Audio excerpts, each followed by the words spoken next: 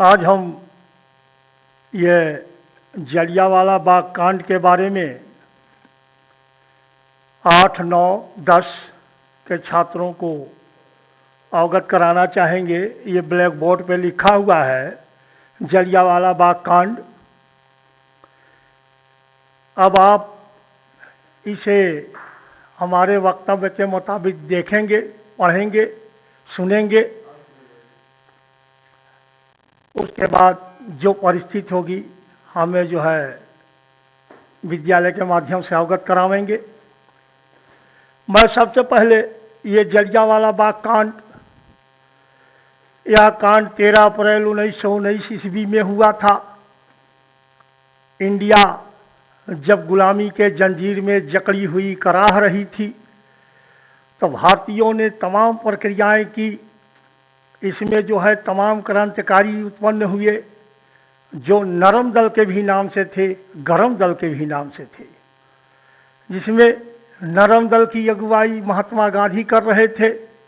उनका मूल उद्देश्य था कि हम विद्रोह करके देश को आज़ाद नहीं कराना चाहते हैं, लेकिन सुभाष चंद्र बोस जैसे क्रांतिकारी लीडरों का ये कथन था कि हम जब तक उग्र नहीं होंगे तब तक ये अंग्रेज हिंदुस्तान से हिलने वाले नहीं हैं।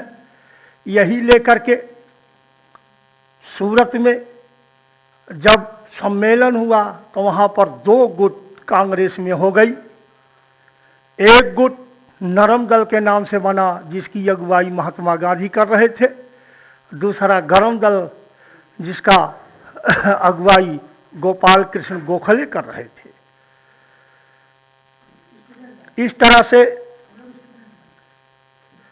यह बाग एक शांति सभा के नाम से अंग्रेजों के प्रति, देश को एकत्रित करने के प्रति, देश को जो है जागरूक करने के प्रति बहुत बड़े जमावड़े के साथ अमृतसर पंजाब में एक शांति सभा का आयोजन किया गया 13 अप्रैल 1919 ईस्वी में।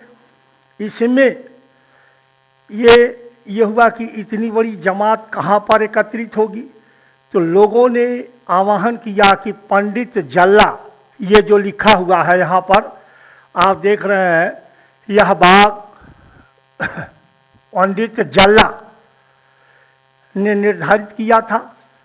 इस बाग के चारों तरफ कटीले झाड़ियाँ थी, लेकिन बाग के उत्तरी कोने में एक कुआं पीने के लिए, क्योंकि उस समय कोई ऐसी व्यवस्था नहीं थी आज की तरह, एक कुएं का निर्माण था कि लोग इसमें आएंगे, अगर उन्हें प्यास लगती है तो इस कुएं के माध्यम से उनको पानी दिया जाएगा। इस तरह से पंडित जल्ला के बाग में, जो अमृतसर पंजाब में है, इस जगह जो है शांति सभा हो रही थी। उसी में ये सभा चरम पे चल रही थी और उसमें ऊधम सिंह नामक लड़का अपनी दादी के साथ गया हुआ था। इसमें मुखबिर यहाँ लिख दें बीच में,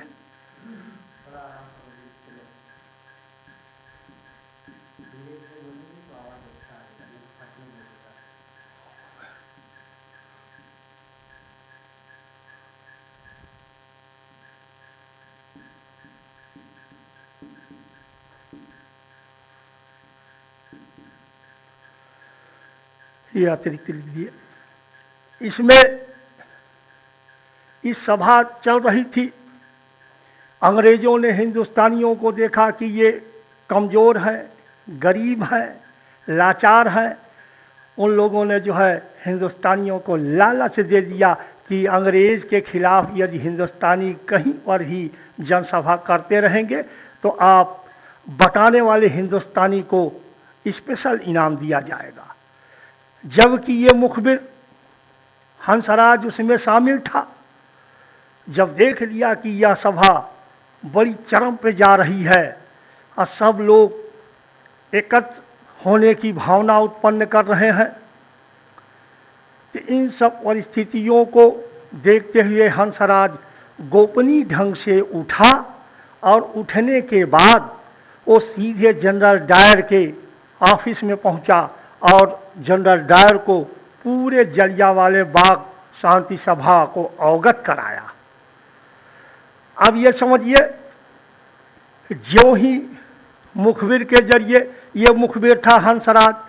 हिंदुस्तान में आज भी देखिए कि जिस समय अंग्रेज जब हिंदुस्तान गुलामी के जंजीर में जकड़ी हुई कराह रही थी, तो 36 शासक हिंदुस्तान के अंग्रेजों के साथ दे रहे थे और 23 जो है हिंदुस्तानी को साथ दे रहे थे, क्रांतिकारियों का साथ दे रहे थे।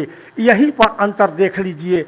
और ये मुखबिर वही कार्य किया जो 36 राजाओं ने हिंदुस्तान में किया था। 23 वो हल्के तबके के रजवाड़े थे, जो बहुत जोरदार रजवाड़े थे। उन रजवाड़ों ने अंग्रेजों का साथ दिया। इसीलिए भारत स्वतंत्र तो और पहले होता अगर भारत में इकाई रही होती, लेकिन इन सब षड्यंत्रों के आधार पर हिंदुस्तान के ही लोग हिंदुस्तान को गुलाम करने की कड़ी बने हुए थे। अब देखिए ये अमृतसर पंजाब में, जिसे जो है अमृतसर को सोने का शहर भी कहा जाता है, क्योंकि वहाँ पर सिखों का एक बहुत बड़ा गुरुद्वारा है जिसे स्वर्ण मंदिर कहा जाता है। ये सिख धर्म का सबसे नंबर 1 हिंदुस्तान में ये मंदिर निर्मित है। अब देखिए जलियांवाले बाग कांड में चारों तरफ से कटीले तार झाड़ियाँ थी। इन झाड़ियों को कोई क्रॉस नहीं कर सकता था, केवल दक्षिणी छोर से एक आने जाने का रास्ता था। जब मुखबिर हंसराज ने जनरल डायर को अपने पूरे प्रक्रिया को अवगत कराया, डायर सुनते ही आग बबूला हो गया और अपने कुछ जो है नज़दीकी अधिकारियों को हेलीकॉप्टर से बोला कि हवाई सर्वेक्षण करके आप मुझे अवगत करावें कि यह सत्य है कि असत्य है, कहीं हिंदुस्तानी कोई षड्यंत्र करके मेरे प्रति कोई कांड न कर जाए। हवाई सर्वेक्षण किया जाए। हेलीकॉप्टर तुरंत अमृतसर से उड़ाया गया और हवाई सर्वेक्षण किया गया, तो दूरबीन के माध्यम से पता चला कि हंसराज ने जो वाक़या बताया है ये बिल्कुल हकीकत है। जरूरत के बाहर वहाँ लोग एकत्रित हैं।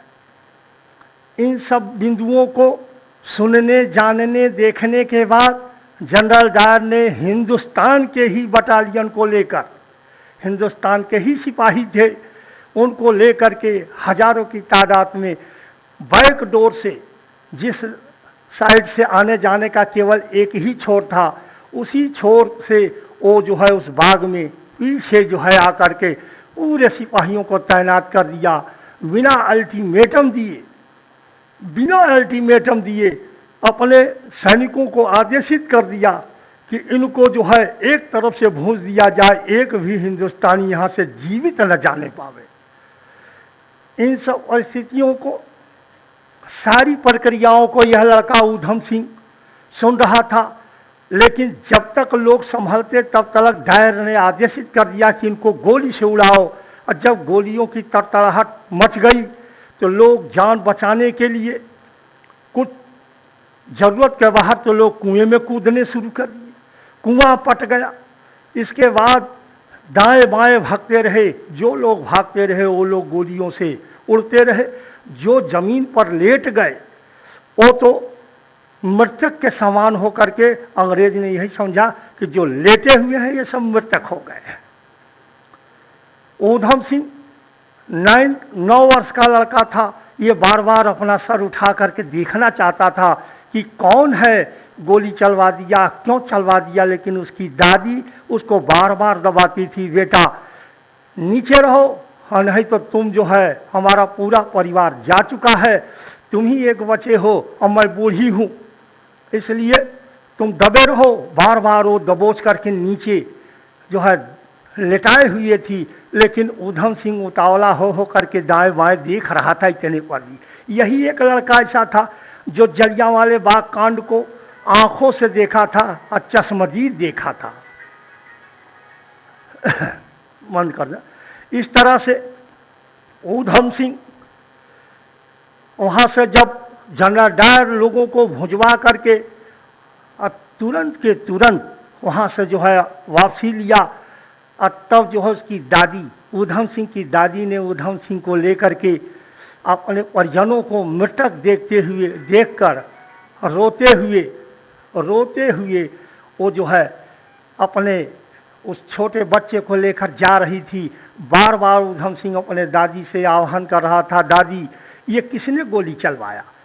दादी बड़े रुधे हुए गले से ये उल्लेख करना शुरू किया कि बेटा मेरा परिवार आज सब चला गया, तुम ही एक अकेले बचे हो, ज़्यादा ऊंचे स्वर में मत बोलो और नहीं अंग्रेज कहीं छिपे होंगे तो तुम्हें भी उड़ा देंगे, हमारा तो अंतिम है। उसकी दादी ने सारा विवरण बताया और बताने के बाद बोला कि ये जनरल डायर, लेकिन इस हंसराज को कोई नहीं जान पाया कि हिंदुस्तानियों के प्रति षड्यंत्र किया कौन था। बाद में पता चला, और जबकि 1 रुपया उस समय 1 सिक्का से इनाम मिला था बस, और बाद में इसे भी गोली मार दी अंग्रेज कि जब तुम अपने हिंदुस्तान के नहीं हुए तो हमारा भी नहीं हो।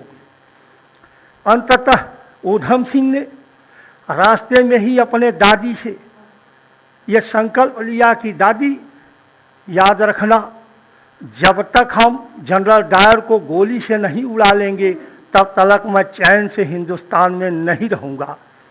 इस तरह से ऊधम सिंह ने जनरल डायर के प्रति बगावत की ज्वाला उसके दिल में धधकती रही। यह लड़का मैट्रिक पास करने के बाद LLB भी हिंदुस्तान में किया, लेकिन इंग्लैंड में वकालत पढ़ने के लिए इसने अपनी दादी को उस्काया कि मैं इंग्लैंड में वकालत पढ़ने जाऊंगा और वहां से वकालत करके आऊंगा और उसके बाद अंग्रेजों के खिलाफ बगावत का झंडा खड़ा करेंगे। इस तरह से ऊधम सिंह एक कानून की किताब खरीदा और एक रिवाल्वर इसने कुछ क्रांतिकारियों के माध्यम से इसे प्राप्त हुआ। ये सोचा कि इस रिवाल्वर को ले जा करके मैं वहाँ कानून नहीं पढ़ूंगा बल्कि जनरल डायर को इसी रिवाल्वर से उड़ाऊंगा, लेकिन ले कैसे जाऊं। इसने अग्नि में उस रिवाल्वर को गर्म किया और गर्म करने के बाद मोटी सी LLB की किताब में जिस नक्शे का वह रिवाल्वर था उसी नक्शे के मुताबिक उस किताब के अंदर रखता था, तो उसी नक्शे से वह किताब जल जाता था और पूरा रिवाल्वर उस किताब के अंदर उसी नक्शे, रिवाल्वर के जैसा नक्शा था उसी नक्शे में सेट हो गया। बाहर से देखने में लगता था कि ये केवल किताब है, इसमें कुछ है वो नहीं। इस तरह से उस जो है रिवाल्वर रूपी LLB की किताब, कानून की किताब को लेकर के हाथ में ये 24 वर्ष की अवस्था में दमदम हवाई अड्डा कलकत्ते में पहुंचा। जब अंग्रेजों ने देखा तो सोचा कि ये लड़का हमारे देश में पढ़ने के लिए जा रहा है, ये इसके अंतर्गत कोई ऐसी रुतबा नहीं दिख रही है। लेकिन ऊधम सिंह बड़ा जीवट का आदमी था, बड़ा कलेजे का आदमी था, उसे चेकिंग नहीं किया गया और वह बाकायदा वहाँ से हवाई जहाज के माध्यम से इंग्लैंड पहुँचा। इंग्लैंड पहुँचने के बाद वह दर की ठोकरें खाता रहा। उसे न पता चलता रहा कि डायर हिंदुस्तान से वापस आया हुआ है और ये कहाँ मिलेगा, कैसे मिलेगा, किस परिस्थिति में मिलेगा। ऐसे ही चला जा रहा था। एक नवयुवती छात्रा अपने विद्यालय में वहाँ के लबो लिबास में पूरे जो है यौवन अवस्था में वो बड़ी तेजी से जा रही थी। ऊधम सिंह ने पूछा, सिस्टर आप कहाँ जा रही हैं? उसने सोचा ये हिंदुस्तानी है, इसमें कोई विशेष जो है बू बास नहीं आ रहा है। एक काम करो, उसने जो है बड़े अपने अंदाज में ये कहना शुरू किया कि अरे ऊधम सिंह, नाम तो नहीं लिया क्योंकि वो नाम नहीं जानती थी। उसने कहा, अरे इंडियन मैन, मैं जो है उस जगह जा रही हूँ। उसने ये कहा कि मैं उस जगह जा रही हूँ जहाँ पर आज जनरल डायर मेरे कॉलेज के अंतर्गत आएगा उसे जो है बहुत सम्मान दिया जाएगा, क्योंकि हिंदुस्तान में उसने बहुत बड़ा कार्य किया है। उसे इनाम स्वरूप स्वागत के लिए हमारे विद्यालय में जनरल डायर को बुलाया गया है। ऊधम सिंह इतना सुनते ही मन में ही भारत माता की जय जयकार किया, लेकिन ऊंचे स्वरों में नहीं बोला और भारत माता की जय बोला कि जिसके लिए मैं आया हूं वो आदमी का हुलिया मुझे पता चल गया। उसने तुरंत बड़ी विनम्रता से उस लड़की को, छात्रा को कहा कि सिस्टर, क्या मैं भी आपके विद्यालय में चल सकता हूं?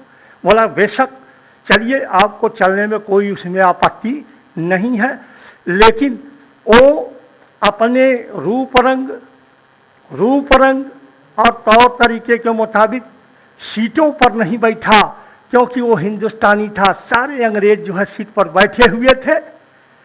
इन सब परिस्थितियों को लेकर के मंच के 5-7 फीट दूरी पर वो यूं विश्राम की हालत में जाकर के किताब पीछे लिए हुए खड़ा था।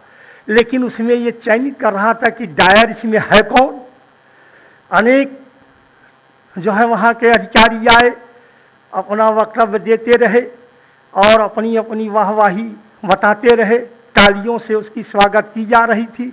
थोड़ी ही देर के बाद यह पता चला कि जनरल डायर का आगमन इस मंच पे होने जा रहा है। आप लोग जोरदार तालियों से इनका स्वागत करेंगे। स्पष्ट हो गया ऊधम सिंह को कि अब असली मेरा जो है प्रतिद्वंदी आ गया है। इसलिए ऊधम सिंह ने इनकलाब का जो है दिल में ही नारा लगाया और भारत माता की जय का जो है हृदय में ही उच्चारण किया और किताब को चूमा कि अब असली मंजर मेरा आ गया है। अगर इसमें जो है ऊधम चूक गए तो हिंदुस्तान के लाल कहलाने लायक नहीं रह जाओगे। उसने डायर आया मंच पे, जैसे ही माइक्रोफोन को संभाला वैसे ही कि मैं जनरल डायर हूं, मैं हिंदुस्तान से वापस आया हूं, इतना सुनते ही एकदम स्पष्ट हो गया। उसने जो है अपनी कानून की किताब में जिस नक्शे से किताब को जलाकर वो रिवाल्वर भरे हुए था, तुरंत किताब को मध्य से खोला और रिवाल्वर निकाला और चूमते हुए भारत माता की जय बोला और धड़ाधड़ जो है जनरल डायर पर गोली चलाना शुरू कर दिया। अंततः जनरल डायर उसी मंच पर गिरकर उसकी मृत्यु हो गई। उसने जो है जब उसे गिरफ्तार कर लिया गया तो ऊधम सिंह ने कहा कि जनरल डायर ने मेरे हिंदुस्तान में हमारे निहत्थे भारतीयों को, असहाय निशस्त्र भारतीयों को जो है गोली से भुंजवाया था। मैंने संकल्प लिया था कि हिंदुस्तान में चाहता तो मैं इसे मार देता, जबकि वो पाया नहीं, लेकिन वहाँ अपना रुतबा जमाया कि मैंने संकल्प लिया था कि इसको इंग्लैंड में इसके घर में घुस करके मैं मारूंगा। इस आधार से मैं यहाँ आया और मेरा उद्देश्य पूरा हो गया। अब जो बाकी आप लोगों को प्रक्रिया है वो कर सकते हैं, मैं भागूंगा नहीं, अब भाग भी नहीं सकता। अंततः ऊधम सिंह को अरेस्ट किया गया, उसको फांसी दी गई। ऊधम सिंह ने ये आह्वान किया कि मेरे मरने के बाद मेरी अस्थि पंजर को हिंदुस्तान भेजना, यहाँ इंग्लैंड की धरती पे मुझे दफन मत करना।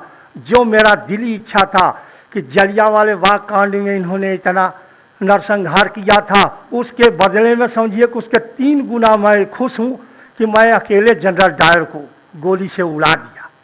इस तरह से उसके अस्थि पंजर को इंग्लैंड वासियों ने अंतिम जो है इच्छा पूर्ति करने के लिए अस्थि पंजर को दिल्ली म्यूजियम में भेजे। आज भी उसका जो है अस्थि पंजर दफन नहीं है, इसलिए कि आज के लोग उस अस्थि पंजर को देखेंगे और उत्साहित होंगे, उनको प्रेरणा मिलेगी कि उन्हें देश के प्रति गद्दारी नहीं बल्कि वफादारी करना। मेरे जैसे कि इंग्लैंड में चढ़ के मैंने अगले को जो है गोलियों से उड़ाया था।